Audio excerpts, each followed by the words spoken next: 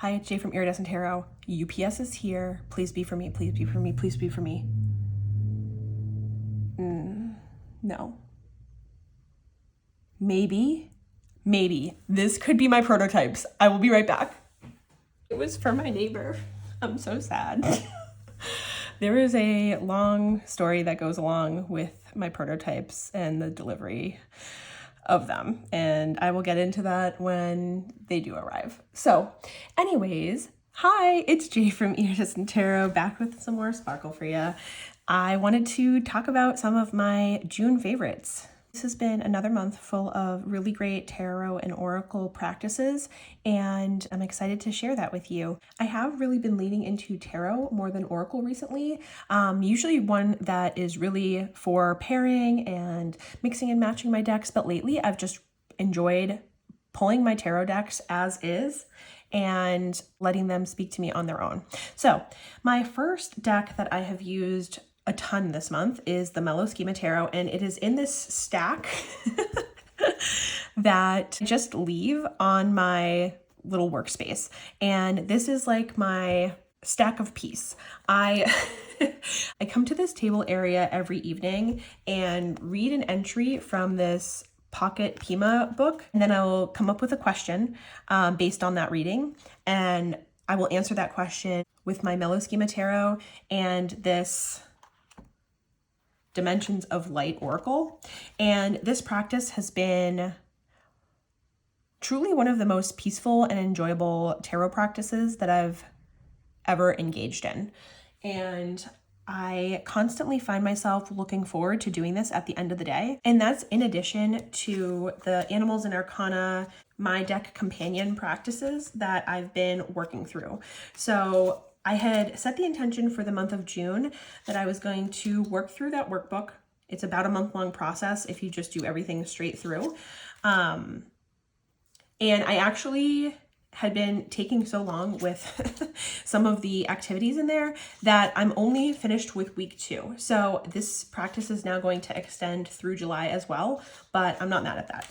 I have really been enjoying that so much. I will say that as much as I love this book, like I love how tiny it is. I love how it fits in that little compact area, and it just feels like a very like distilled down, abbreviated lesson. I also feel like Pima's approach is a lot more down to earth, and the little entries are very, very to the point. And that's good for when you want something that's like, okay, I can read through this once and understand what the point of this passage is. There's a time and a place for that. But I've been liking this contemplative practice so much that I feel like I just want a little bit more question mark to it versus like period.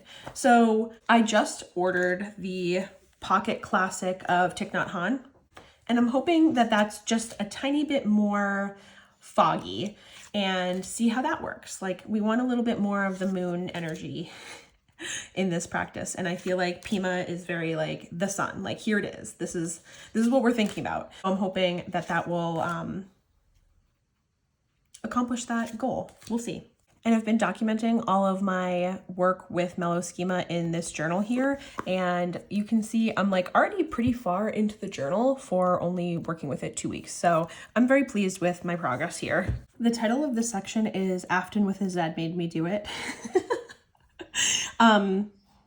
All of this is Afton. Okay, so I love her channel, but she has talked about both of these decks in the past, and anytime that she mentions them or brings them up, I will go to either more walkthroughs or to their websites to, they're in the cart, right? And we're like hovering over the buy now button, but I never ended up actually moving forward with them. And that's partly because I have this thing in my mind where it's like, I don't typically like digital artwork. It's just not my bag. And historically, any deck that I've brought in that's been digital just like doesn't stay for long. And so I've known that about myself, and I just kind of purchase accordingly.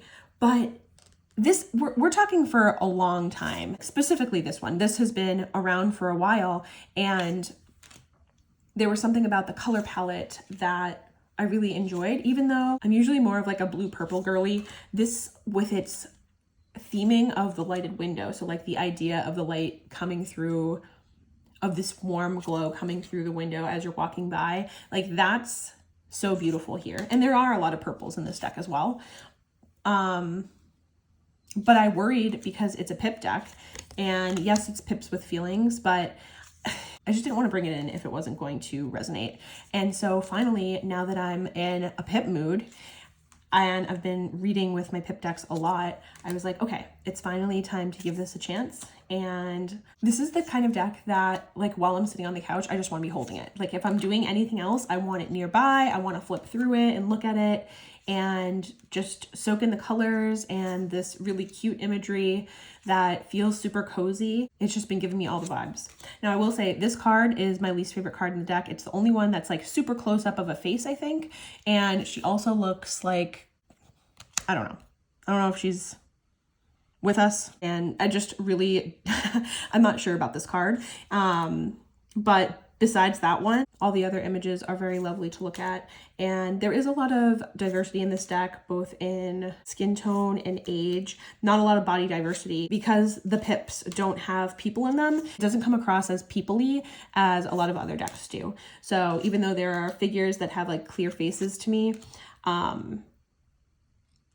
it still reads pretty, like, not people free, but people light. My idea was that I was going to buy this deck, flip through it to make sure all the cards were there, and then put it in the cabinet to use at the end of the summer or into this fall, because that's kind of where I had mentally slated this deck, that it was going to really shine in the fall. But after I flipped through it, I could not bring myself to put it away, and that's a really good sign to me that there's a nice connection between the two of us already. And so yeah, I'm very happy that I was convinced of this deck. The Shadows We Cast is a deck that was released way more recently. And again, is because I categorized all digital art decks into like, oh, not really my thing. I didn't give this one too close of a look. But then again, because Afton had shown it and talked about it, and I think it was the 10 of Swords that was like this card that she talked about that sold it for me. We'll see if we get there. I love the premise of this deck where the creator really focused on the development of this deck during their own dark night of the soul, and thus this deck is kind of like I envision it as being a guide through such events in life, and I find that that's a very invaluable tool to have. I also wasn't sure about like the dragon fairy tale-esque-ness of it, but it doesn't feel like Game of Thrones-y. Do you know what I mean? It just feels like it's in its own world, and yeah, there are dragons there, but this isn't like a dragon deck or anything that's super locked into a fantasy world. It just like, it feels like the subtitle of the Mary L. Tarot, which is the landscape of the abyss. Like, I feel like that's what this deck is. This is one of the cards that Afton had stopped and talked about in one of her videos, just appreciating that all the 10 swords are here, but they're not piercing the figure, and the figure is like clearly down and out, and these swords are acting like a gate, a barrier to this house on a hill type feeling of like, it just like gives this feeling of like you're at the bottom of the hill, you're down and out, there are miles left to go, and we don't have to do that in a way that is gory or bloody. There were two cards that I did struggle with in this deck, the Knight of Swords and Death, because they were the only two cards that I've noticed that are super close up. So like, as you can see, all the figures are pretty small in this deck, and because of that, they are all like shrouded in darkness, and you can't really tell that they're not very people-y people, if you know what I mean. Whereas this Knight of Swords is really close up, and you can almost see the glow of their eyes, which I was like, I don't know. Like, it just pulls me out of the world that's very carefully curated in the rest of the cards. But after reading the guidebook, I found myself able to kind of make peace with this card a little bit. and same with the death card. I just would have loved to see the continuity of the tiny figures and the landscapes through those 2 cards as well. The funniest thing happened. I don't win giveaways too often. And so I had entered into Nikki Ferrata's giveaway for this deck, but then because I wanted this deck so badly, I finally had broken and ordered from Cassie at A Riffle in Time because she was selling a few of the damaged copies that she had. And then the next day, Nikki pulled me as the winner for this deck. So I took that as a sign that the universe really wanted me to have this deck. And Nikki is so kind, and she's going to be sending me her new affirmation oracle instead, so I don't end up with 2 copies of the deck.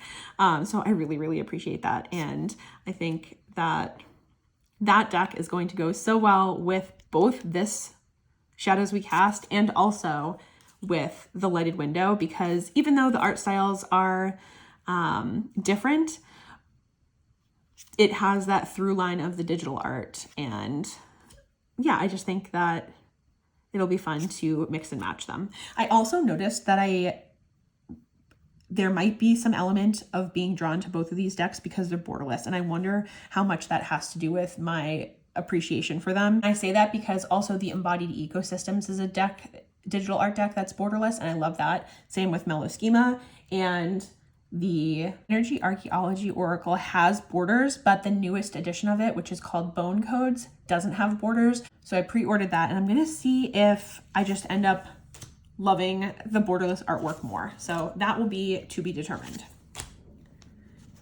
The 35th anniversary edition of the Enchanted Tarot is coming out in July, and I was sent an early release copy, and my full walkthrough of this is up on my channel.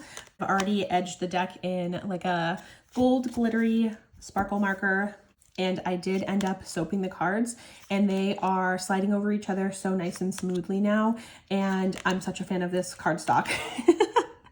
It is, as I said towards the end of my video, it feels very similar when it riffles to the Carrot Tarts Tarot, which is one of my favorite cardstocks of all time, and I have very few other decks that feel like that. So this was such a pleasant surprise, especially given that my previous 2 versions of this deck felt very cardboardy to me, much so that I didn't end up keeping them, even though I love this artwork so much. So I'm so pleased to have a copy of this deck back in my collection and work with it a little bit more now that I find the shuffle to be delicious. I don't know why, but I was feeling really drawn to getting my original digital art collage deck reprinted in holographic. I don't know why, because I'm Iridescent Tarot. Like this is, this is like absolutely 100% predictable, but I got it reprinted in holographic because obviously, and I ended up, again, making it borderless. So I removed the white borders that I had for my previous printing, and even though that makes it so that some of the elements are like a little bit too close to the edge, I think it's still fun. And since this is a deck that is for personal use and I'll never end up like putting up for sale, I just thought it would be fun to have a copy that is super shiny, super sparkly, and very much me. So this is my personal deck that is now sparklified. I ended up doing a deck modification this month on the Tarot of Transformation, and that's another 90s-esque feeling deck to me. I added the holographic contact paper. You can't really tell in this light. Maybe with that one you can.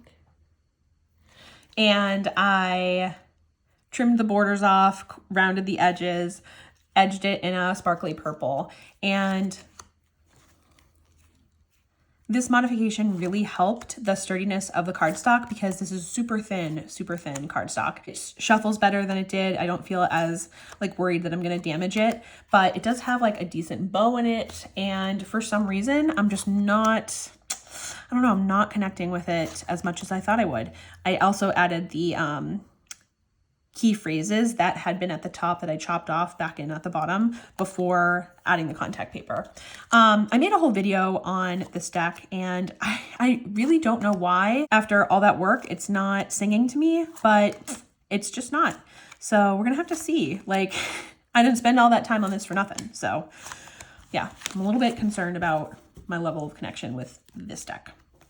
This deck is a Lennox Reese made me do it. She had posted a video sharing some of her international decks. This is a watercolor deck that was created in Japan.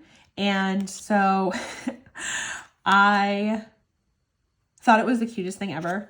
And that was like the entirety of my thought process behind this deck. Cuteness. It feels very reminiscent of the Yellow House Tarot if you were to take it and kind of expand that world beyond that one yellow house. Like, this is if the rest of the world were also of the Yellow House world. It's a little bit more cutesy and colorful than that deck, but it has that same vibe with like the teacups and the cute desserts and whatnot. So I think that this is just a, you know, like, even though there's not real sparkles on it, it feels sparkly, it feels effervescent, it feels bubbly, it feels summery, it feels fun and lighthearted. And actually the guidebook is in Japanese, but I use my phone to translate it. And I think that the guidebook is very much like, let's find a way to read all of these cards pretty positively, if I'm understanding it correctly. So I think that's kind of funny. like the devil being this like chocolate cake. And I rounded the corners on this more because they felt too sharp, and it just added a little bit more whimsy to it. And then I edged it in this sparkly pink as well. This is the Tarotubers, and this is a deck that I thought about for a while, said no, thought about it, said no. And then Crescent Dreams Tarot posted a comparison video where they looked at Tarot de Luz as compared to the Lillifer Tarot, because I guess there had been a lot of discourse about them kind of being similar.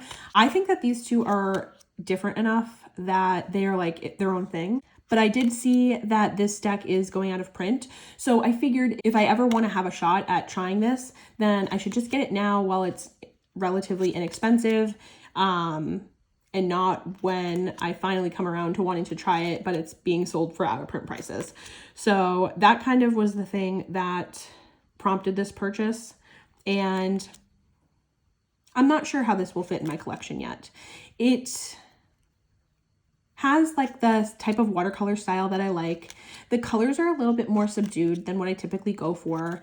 But it does have really nice cardstock. This is a Fournier deck, so this is like my ideal standard cardstock. If I had to compare it, it's like, I don't know, maybe like a standard smooth from MPC type feeling.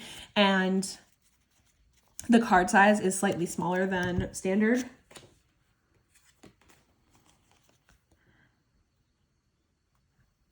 So it feels really nice in the hand.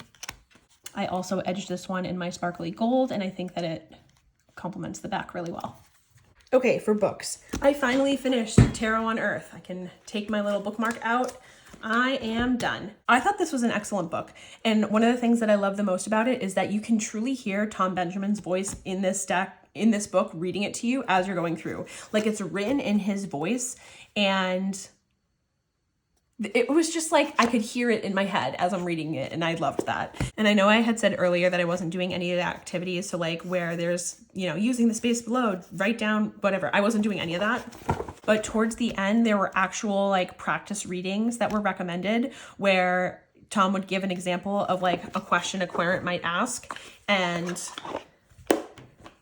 that I did every one of those type of activities in this book. And so for any of those practice sections, I used this Livett the Ghost Tarot. And I bought this not knowing how me and this deck would get along, but like I didn't want to use any other deck for the practices that were in this book. They were just, these fit the vibe of what I was trying to accomplish so well.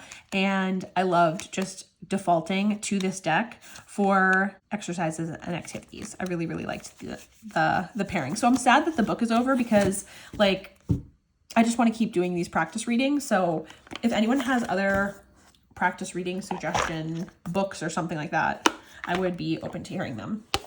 Because I really liked having a physical book to work on my tarot learning. I'm going to read this Mindful Tarot next. This is by another one of our very own Tarotubers, Lisa Frankel Tishman. I really appreciate her Zen Buddhist approach, and I feel like I'm going to be able to glean a lot from reading her book. So this is something that I've been very much looking forward to diving into.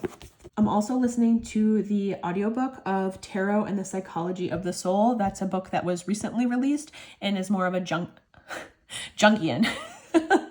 That's more of a Jungian approach to the cards.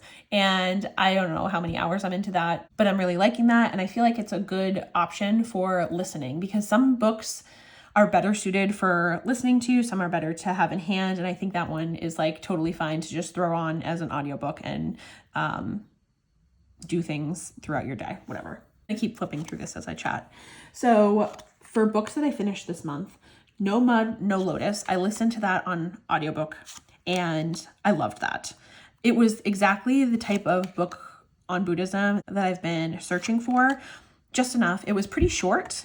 And the final section of it, where it was talking about like meditation and practices, was kind of hard to listen to through like via the audiobook route. So that's a book that I would consider buying in physical form, just to be able to have a better look at some of those suggested practices. But overall, like, I really, really liked that book. I also finished The Zen of Therapy, which I had made some comments on my last monthly wrap up that of the things that I wasn't crazy about that book. And I stand by, like, I stand by what I said. Yeah. So you can go back to my last monthly wrap up if you want to hear me griping about that. And then the book, Why Buddhism is True, I ended up DNFing that audiobook. So that's no longer in progress.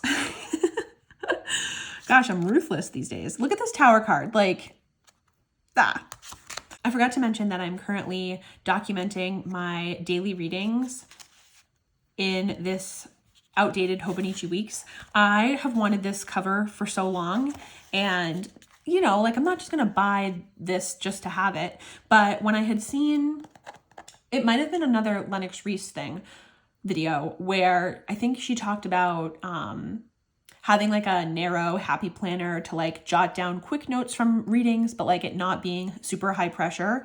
I think that's where I had like come up with this idea where I'm like, oh, finally I have a reason to use a Weeks.